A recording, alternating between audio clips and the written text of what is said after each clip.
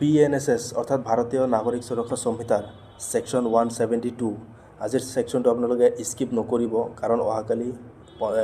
election আছে second ফেজৰ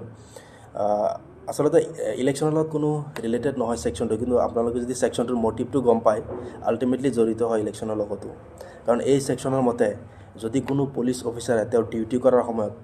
আপোনাক যদি কোনো লফুলি ডাইৰেকশন দিয়ে লফুলি মানে আপোনাক যদি পাই পাৰ্টিকুলাৰ প্লেছটোৰ পৰা আতৰি যাবলৈ আপোনাক যদি ৰিমুভ হ'বলৈ যে আপোনাক আদেশ দিয়ে আপুনি যদি আতৰি নাযায়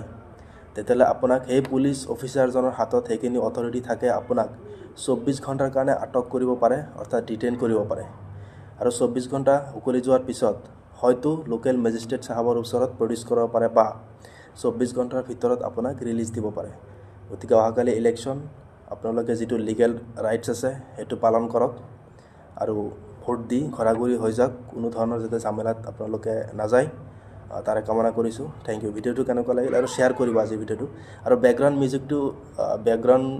ইগনোৰ কৰিব মিউজিক বুলিয়ে কৈছো কাৰণ ময়ো ডিউটিতে আছো থ্যাংক ইউ